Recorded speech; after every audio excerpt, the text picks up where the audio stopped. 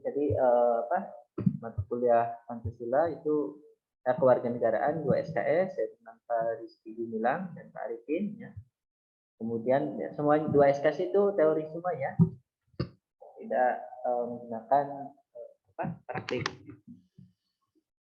Pembahasan tadi ada memahami konsep dasar kewarganegaraan, menjelaskan identitas nasional, menganalisis hubungan negara dan konstitusi, memahami pengertian hak dan kewajiban, memahami hak dan kewajiban negara dan warga negara, kemudian menjelaskan pelaksanaan demokrasi Indonesia. Ya, seperti yang kita ketahui di Indonesia sendiri menggunakan sistem apa? Demokrasi, gitu ya.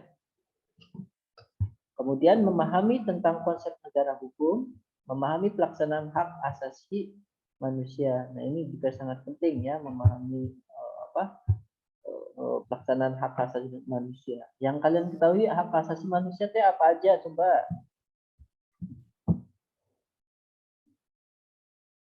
Apa aja hak asasi manusia? Izin menjawab, Bapak. Ya. Salah satunya adalah hak untuk hidup, hak untuk diberikannya rasa nyaman dan keamanan. Ya, seperti itu, Pak, hak untuk hidup. Ada lagi? Terima kasih. Hak untuk hidup, hak untuk mendapatkan kenyamanan, keamanan. Hak apa lagi? Izin menambahkan juga Pak, ada hak untuk memeluk agamanya masing-masing sesuai kepercayaannya masing-masing. Betul, ya. Hak memiliki agamanya tentunya, hak untuk hidup bahagia, dan hak untuk memiliki kendaraan juga ya itu, nah, dan lain sebagainya. Hak untuk menikah, hak untuk menciptakan keturunan, ya. Seperti itu. Tapi di sini ada juga ya yang itu kayak apa? LGBT ya, tetapi mengatasnamakan hak asasi manusia ya. Itu sesuai tidak LGBT menurut kalian? Tidak sesuai, Pak. Didukung nggak? Jangan ya, jangan sampai didukung gitu ya. Ya tidak ada yang namanya memenuhi hak asasi manusia kalau jalannya adalah suatu penyelewengan kayak gitu. Kan tidak sesuai dengan kodrat dan juga nilai-nilai ya.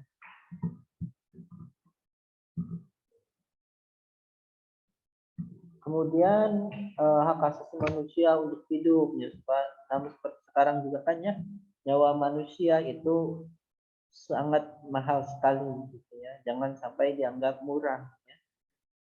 Nah, seperti kasus-kasus pembunuhan kan ini banyak sekali ya. Pembunuhan kemudian dengan hukuman yang ringan, dengan dibebaskan. Nah, itu sangat tidak sesuai dengan apa yang telah dilakukannya. Itu merenggut nyawa orang. Nyawa kucing aja gitu ya yang disiksa kemudian viral, itu juga kan ada hukumannya yang yang menyiksa itu ya.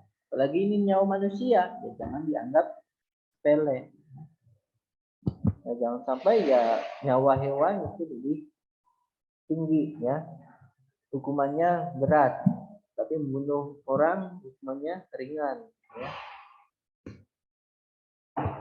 Kemudian juga ada menjelaskan wawasan Nusantara ya, menganalisis geopolitik Indonesia, menjelaskan ketahanan nasional, menganalisis globalisasi, menganalisis integrasi nasional, memahami pengertian dan prinsip anti korupsi.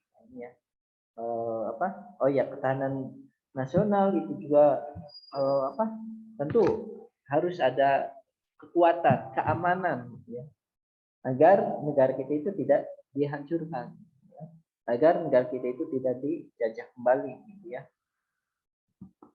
Kalau misalkan ketahanannya itu kurang ya tentu akan mudah dijajah gitu ya, atau peperangan lah kayak gitu ya, seperti yang masih sekarang yaitu Rusia ya, Ukraina masih berlanjut.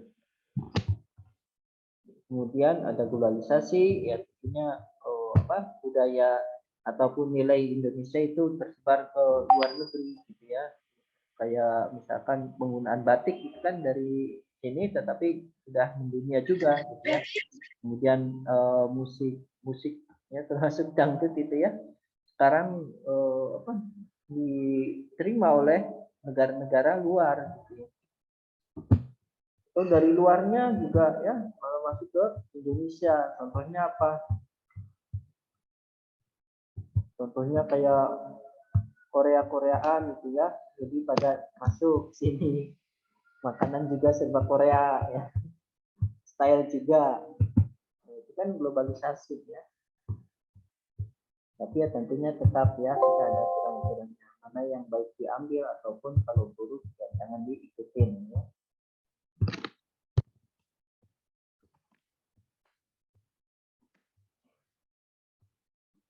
Lanjut, kemudian ada anti korupsi ya. Di negara kita itu korupsinya bagaimana?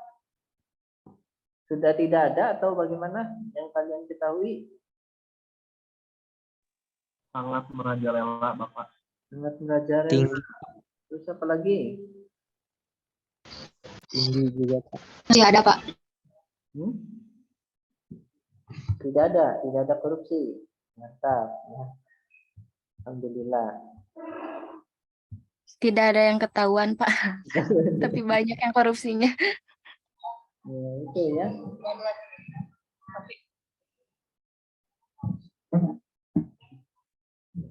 Ini sambil zoom juga ini rapat.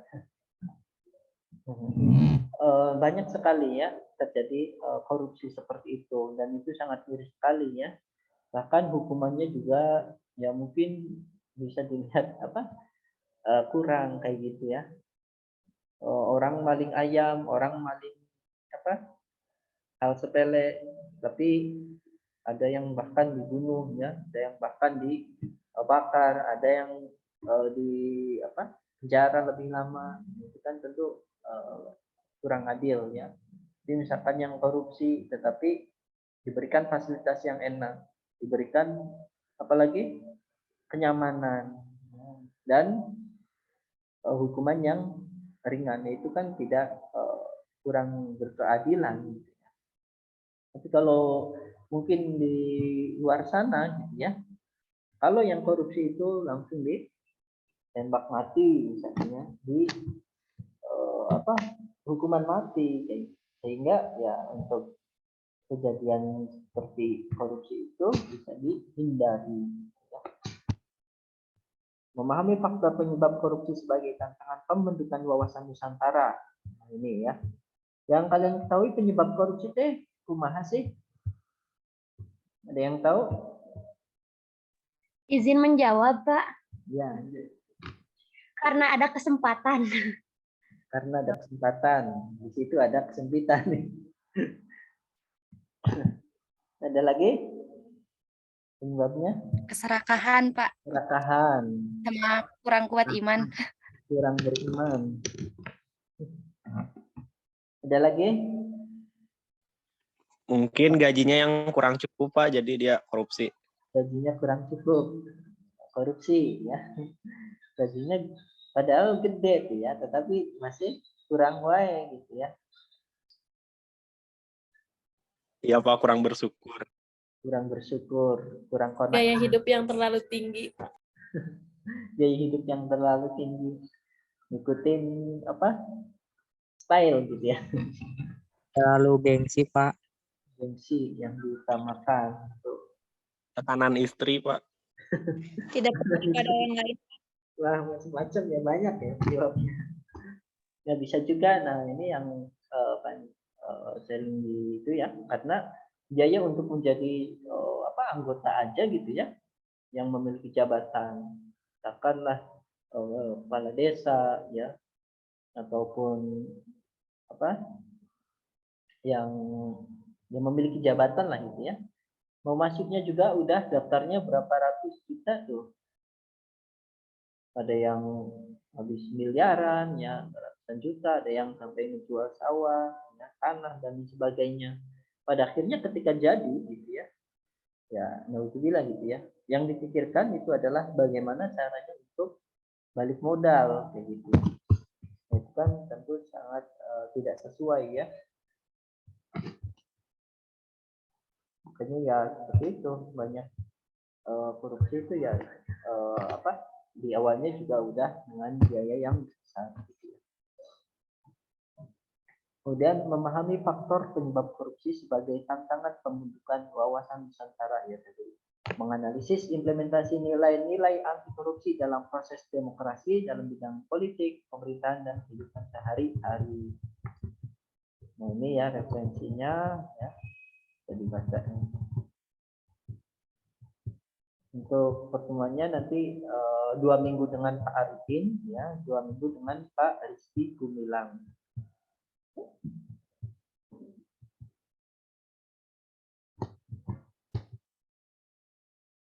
8 pertemuan sebelum UTS ya, 8 pertemuan setelah UTS.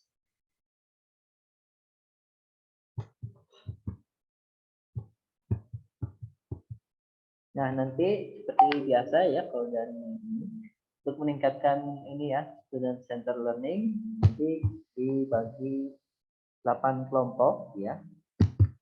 Yang mana nanti diawali dengan presentasi kelompok. Setiap pertemuan itu presentasi kelompok terlebih dahulu ya. Kemudian ada sesi tanya jawab dan paparan dari dosen ya. Masukan dari dosen terkait dengan topik-topik yang akan dibahas. Nah, nanti berarti kelompok 1 akan bahas tentang ini. Memahami konsep dasar kewarganegaraan. Kelompok 2 menjelaskan identitas nasional. Kelompok 3 menganalisis hubungan negara dan konstitusi ya. Sampai berapa? 8 gitu ya. Memahami pelaksanaan hak asasi manusia. Setelah itu kan UTS. Nanti balik lagi ya. Setelah UTS kelompok 1 menjelaskan wawasan Nusantara dan sebagainya. Ya. Ini ada berapa mahasiswa?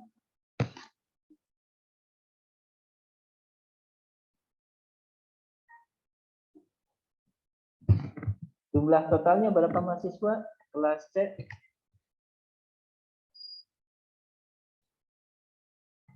Izin menjawab, kurang lebih ada 53 Bapak.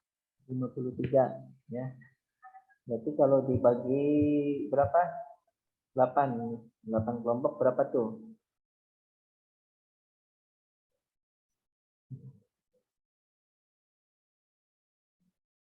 Dan 8, 9 ya nanti itu ya.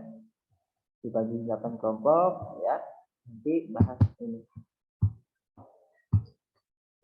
Jadi dibuat di dalam PowerPoint ya. Kalau untuk materinya itu dalam makalah ya. Kalau PowerPoint nanti dibuat semenarik mungkin ya. Boleh ditambahkan gambar-gambar ya. Kemudian atau misalkan terkait dengan isu gitu ya. Tren dan isu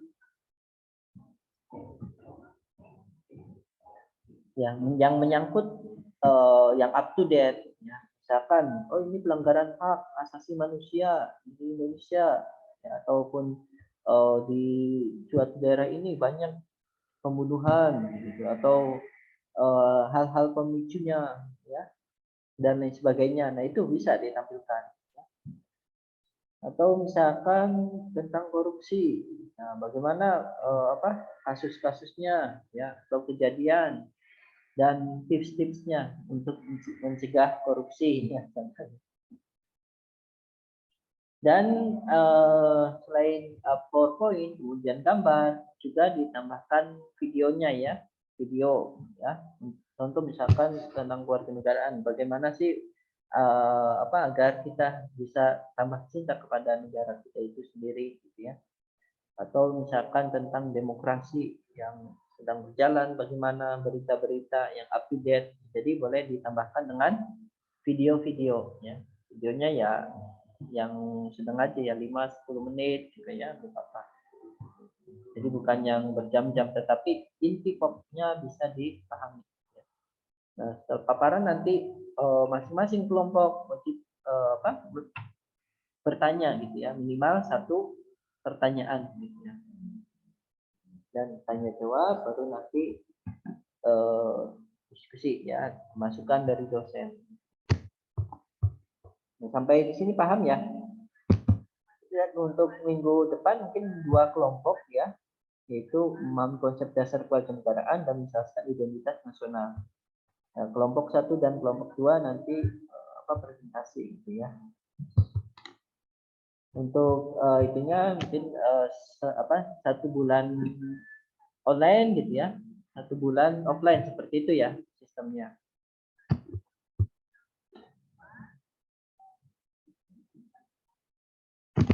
Seperti itu mungkin. Ini ada rapat juga. Ada yang mau ditanyakan terkait ini? Udah paham ya?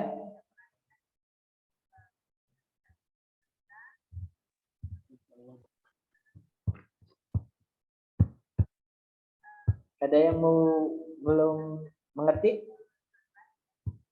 Udah jelas? Jelas lah ya. Nah, nanti kalaupun tidak mengerti, nanti koordinasi ya PJ-nya dengan Pak Arifin gitu ya.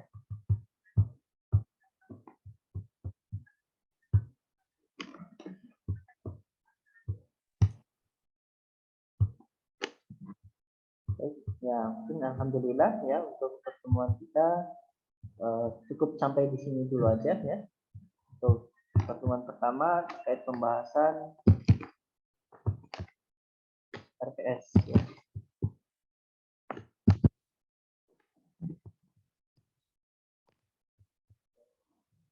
Ya, itu aja. Kalau tidak ada yang mau ditanyakan, kita sekian ya. Semoga bisa jadi ilmu yang bermanfaat ya. Dan mohon maaf segala kurangannya. Kita akhiri aja dengan alhamdulillah ya.